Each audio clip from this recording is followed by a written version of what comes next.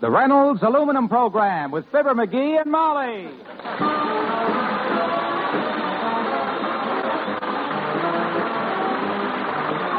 The Reynolds Metals Company, makers of Reynolds Aluminum, presents Fibber McGee and Molly, transcribed with Bill Thompson, Gail Gordon, Arthur Q. Bryan, and me, Harlow Wilcox.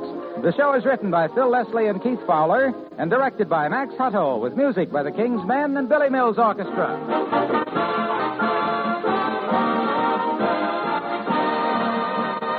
Take a look at your kitchen shelves, all stocked up for Thanksgiving, and see how brightly they gleam with Reynolds aluminum foil packaging. It will help you realize that you reach instinctively for the foil packages when you shop as your best assurance of quality. Cereals, cookies, dried fruits, dehydrated soups, butter, margarine, cheese. You'll find that your favorite brand of each of these is kept at its best in Reynolds aluminum foil. That's a major reason why you buy it. Even the breadcrumbs for that turkey stuffing comes packaged in foil. And the plum pudding has its bright foil label. And, of course, right close at hand is your favorite Reynolds Wrap, the original and genuine, the pure aluminum foil. With Reynolds Wrap, you keep leftovers fresh just as famous brand foods are kept, with the unequaled protection of Reynolds aluminum foil.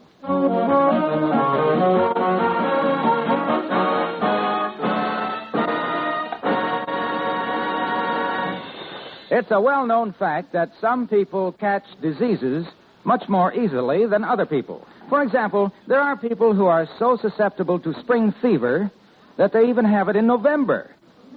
People such as Mr. McGee of Fibber McGee and Molly.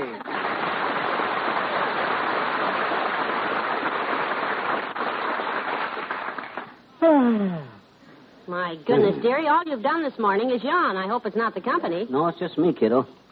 I got no more pep than a teaspoonful of flat ginger ale. Well, I certainly don't know why you should be tired. You went to bed early and had 10 hours sleep. How was I laying when I went to sleep? On your back. How was I laying when I woke up? On your stomach. I thought so. It's that rolling over that wears a guy out. You know, dearie, much as I hate to say it, there are times when I think you must be the laziest man in America. Oh, no, not me. I guess I never told you about old Henry Burwanger, a fellow that I'm a human dynamo compared to from Peoria. You mean he was lazier than you? Oh, Henry never even brushed his teeth until somebody asked him a question he could answer no to. Yeah? Then he'd stick the brush in his mouth and shake his head back and forth, see?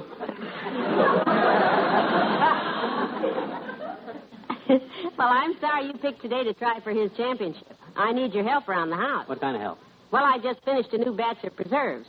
And you could put the jars up on the pantry shelf. Oh, gee, kiddo, it ain't healthy to work indoors on a day like this. It's too stuffy. All right, the yard's full of leaves. You could rake them up and burn them. Gee, kiddo, it ain't healthy to work outdoors on a day like this. It's too chilly. I give up, if those aren't the flimsiest excuses. Come in. Oh, good morning, Dr. Gamble. Good morning, my dear. And a passing glance at you, leadhead. Hi, jelly tummy. Which would rhyme if there wasn't a lady present.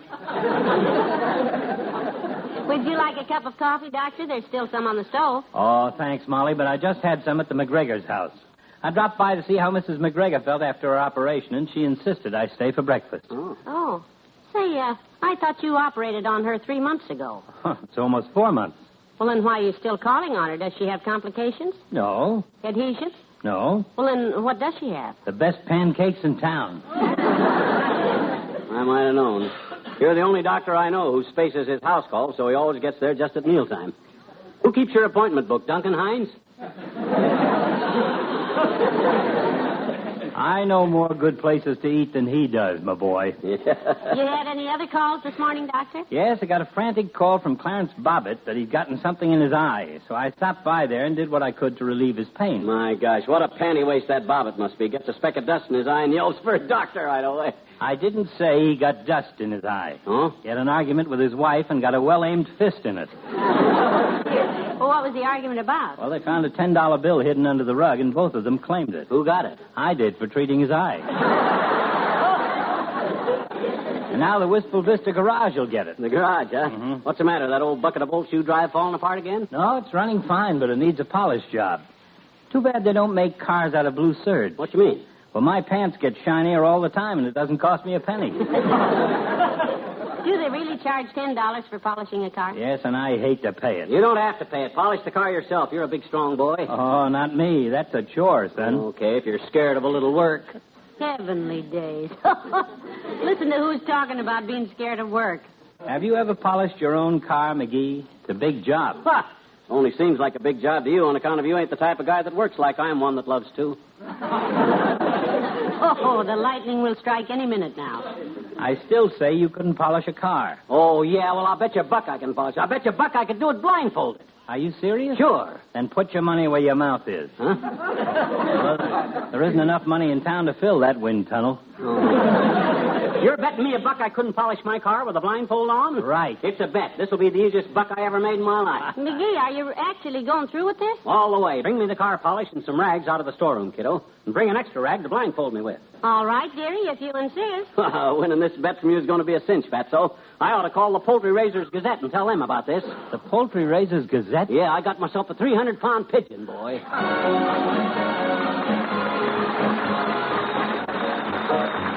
Billy Mills in the orchestra and Jambalaya.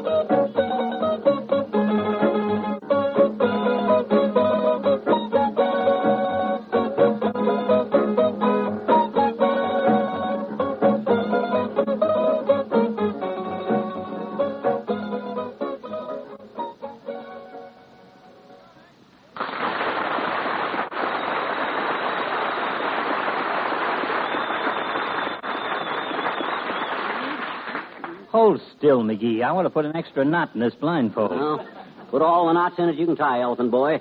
I'm going to win this bet fair and square. Oh, sure. Well, can you see anything? No. Not a glimmer. Boy, I might as well be standing in a coal mine at midnight trying to hit a black cat with a handful of licorice.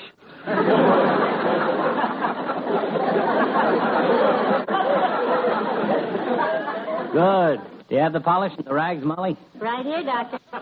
Well, then I'll take our hero by his hot little hand and lead him to his doom. Oh, yeah.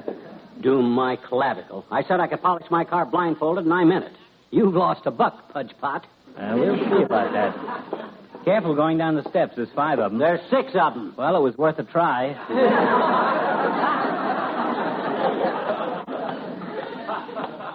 You know, it isn't too late to call the whole thing off, dearie. What? Call off the cinchest bet I ever made in my life? Don't be knave, Tootsie. Don't be knave. I remember the last cinch bet you had. What was that? $5 with more toops that you could take off your vest in a phone booth without unbuttoning your coat. Well, that was one of those. You put the splints on his arm that time, didn't you, Doctor? Yes, I did. I ran across the bill in my file the other day. Still open. All right, don't stand here post-morteming my bets. Just lead me to my car, Fatso.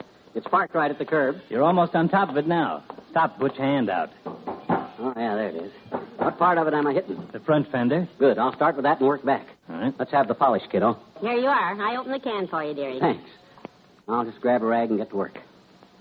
My gosh, why'd you bring such a big rag? All I needed was... McGee, let go my skirt. Oh. I'm sorry, Tootsie. I've worn it for 8 steady years, and I admit a rag describes it very well. But you can't use it with me in it. No. Here, use this old towel. Well, now watch closely, Fatso. See how an expert does it. First, I put some on a rag. Then I spread it around with my special smooth circular motion that covers. Well, good morning, everybody. Hey, what's going on here? Good morning, Mr. Wilcox. Oh, good morning, Harlow. This eager little extrovert claimed he could polish a car blindfolded, so I'm letting him make a grease monkey out of himself. Yeah, don't listen to him, Junior. I guarantee that when I finish, this buggy will be smoother than a politician's tongue. Well, looks like a slow job, pal. I hope you're through by day after tomorrow. Mighty important day, you know. Oh, of course, Thanksgiving Day. Ah, what a great occasion it'll be. This year, we have a special extra reason for being thankful. What's the special reason, asked little Fibber, feeling somewhat like Abbott speaking to Costello? Well, this year, for the first time in many years, you can have all the Reynolds wrap you want. That wonderful aluminum foil that ensures a perfect Thanksgiving dinner. Even with a blindfold on, I should have seen that one coming. Yes, your grocer has plenty of Reynolds wrap now, in the standard 25-foot rolls or the new jumbo economy 75-foot rolls. I even wrote a little poem about the ways it can be used on Thanksgiving. You care to hear it? What could I say to stop you? Nothing. I thought so. Well, I call it Be Thankful for Reynolds Wrap. Thankful for Reynolds wrap. Yes. It goes like this. Be thankful for Reynolds Wrap, in which you can roast your turkey, including the gizzard and the liver.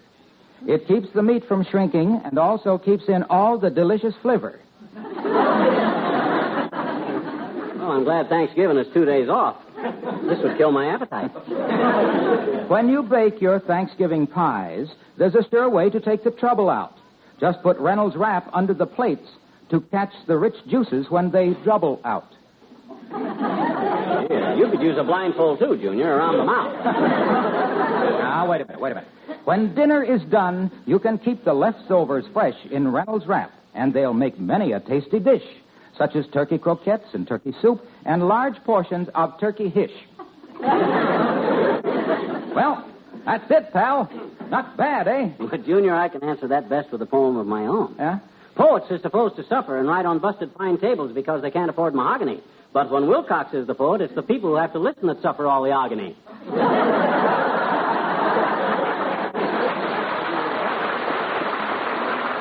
goodbye, pal. Goodbye, Harlow.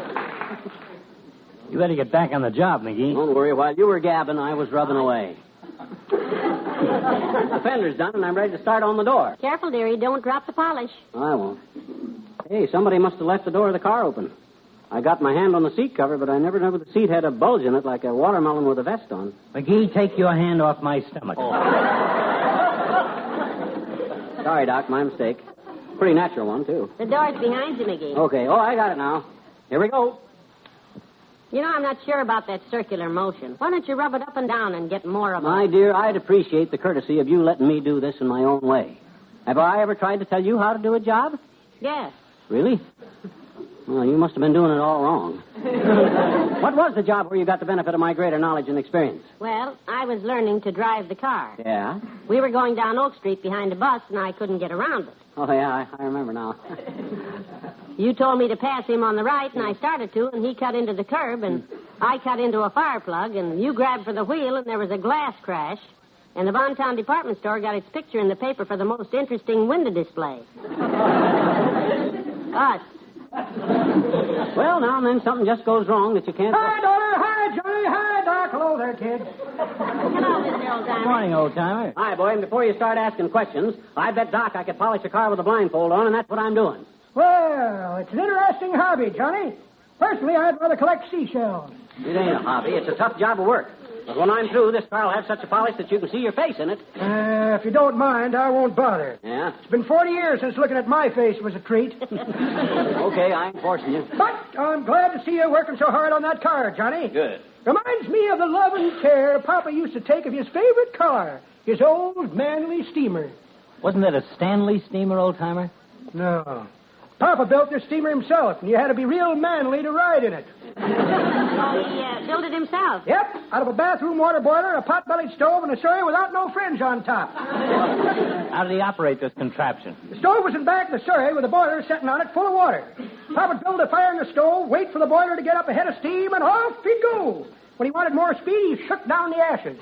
You mean he actually rode in that thing? Sure did, daughter. Every Sunday he'd climb up on the driver's seat right over the pot-bellied stove. It was a pretty picture to see him sitting there in his best hat, his best coat, and his asbestos pants.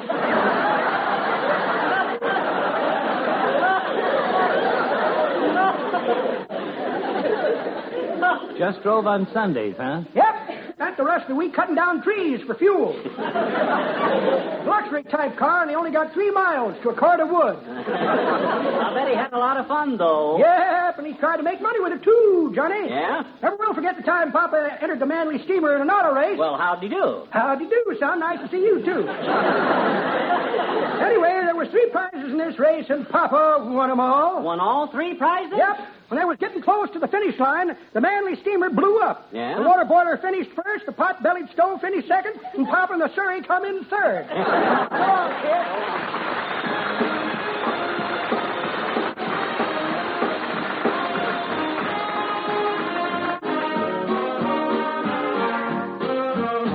The King's Men and Get Out Those Old Records. Get out those old records, those old phonograph records, the ones we used to play so long ago.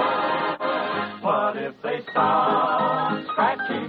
The tunes really were catchy, especially those that said I love you so. I used to beg you over and over to set our wedding day, to get your portable, having affordable, and melt your heart away with all those old, old records, those old phonograph records, the ones we used to play so long ago, long ago. Pull on the record, wind up the crank, not too tight. Set down the needle, turn it on, listen to the tunes out loud. Those old, all the ones about the records, those old, all the ones about the records, the ones getting on the keys and all that on the old wind-up thing. What if they sound? Barney Google was great cheap. The two, all the ones about sweet cheap and spare. Jada jing jing boo, I love you too. Ayakahula, I used to beg you over and over and set our wedding day. Meet me on the back portable, bring my portable, and melt your heart away with all those old, they were wonderful records. Those old, play them over at records, the ones we used to play so long, so long, so long, so long, so long ago, so long ago.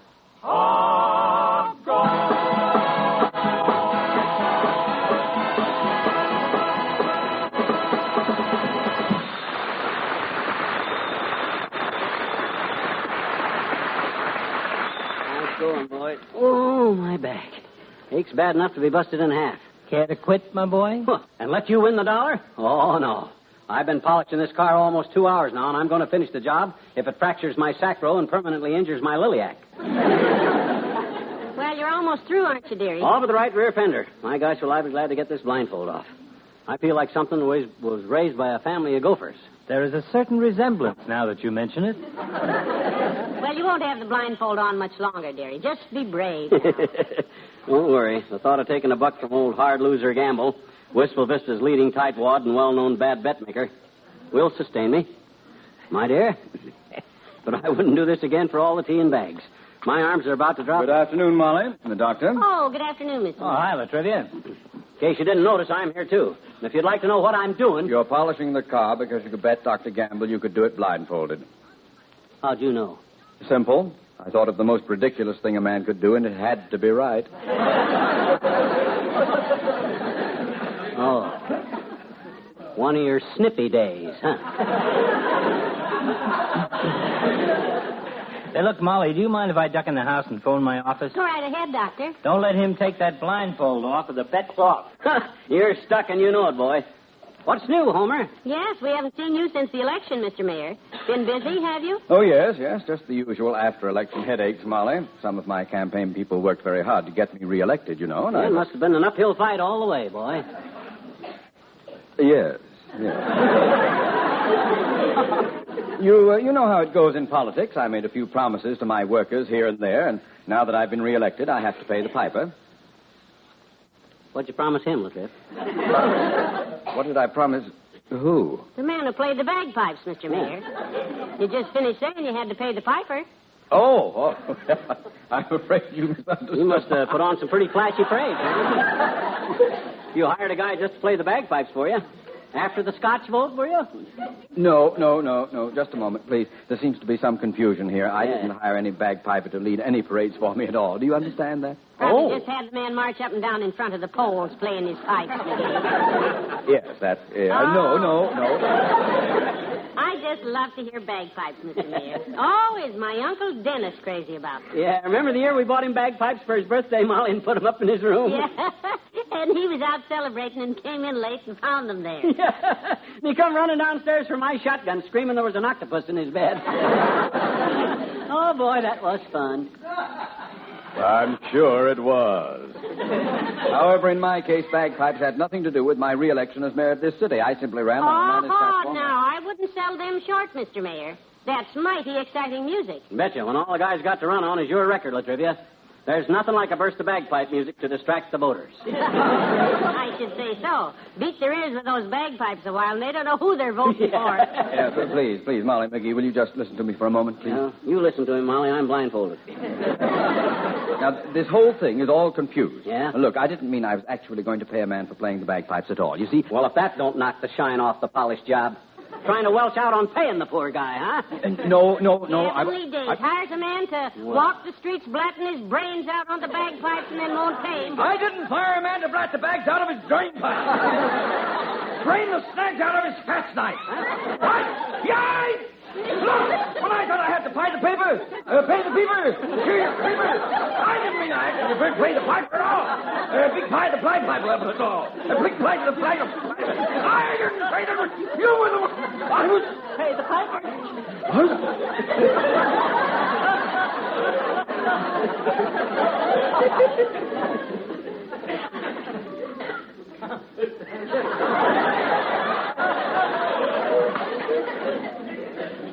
McGee? Yes, boy? I'm taking a party of friends out to Dugan's Lake duck hunting in the morning. I'd like you to join us. Oh, swell, boy. Where'll I meet you? Out at the lake. Yeah? And when you come through the marsh, McGee, quack like a duck so we'll know it's you. Okay, fine. We'll be waiting for you. Good day.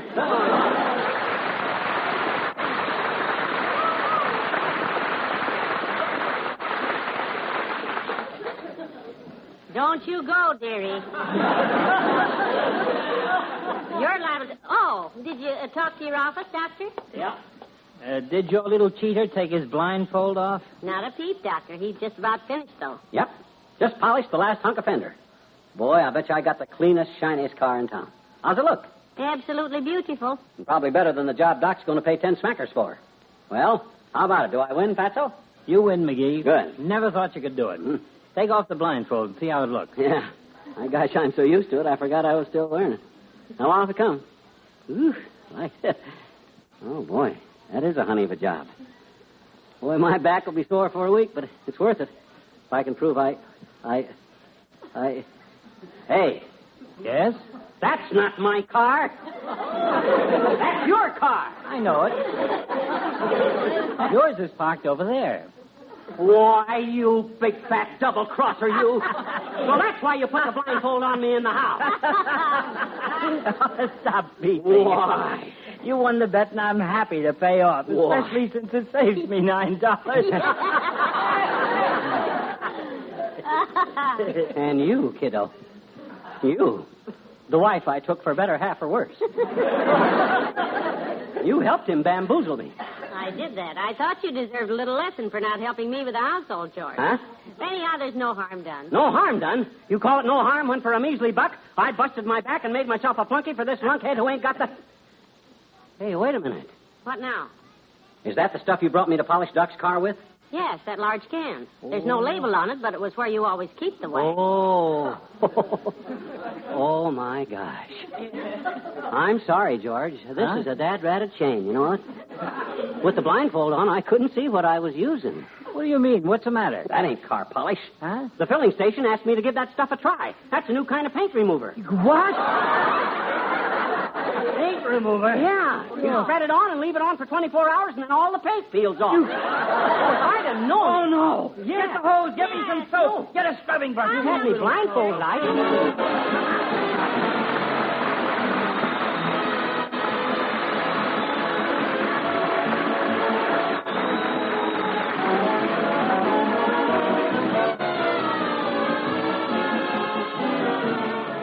Fibber and Molly return in a moment.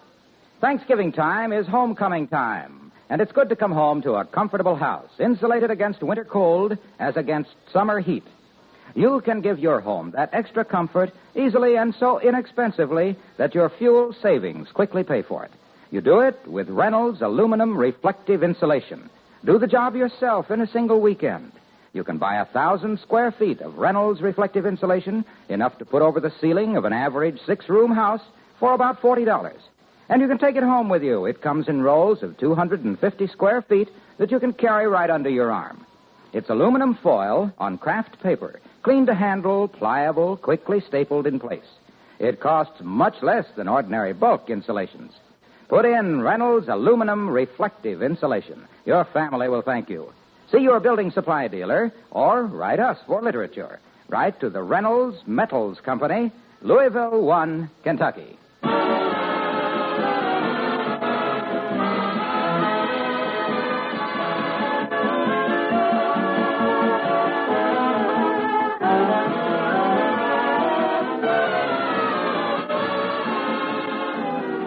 McGee, the doctor's still trying to wash that stuff off his car. Well, let him. I ain't going to help him.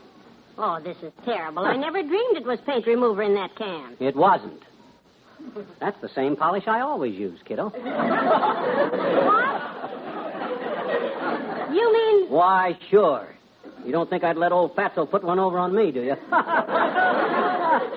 at him scrub. Good night, Al.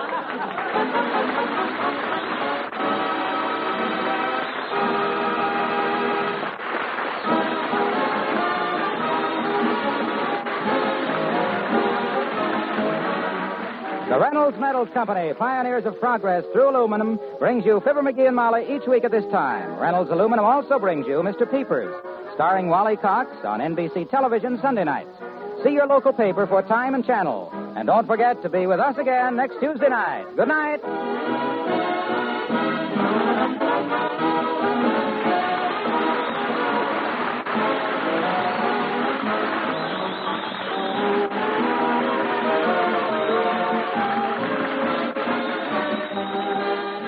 This program was transcribed.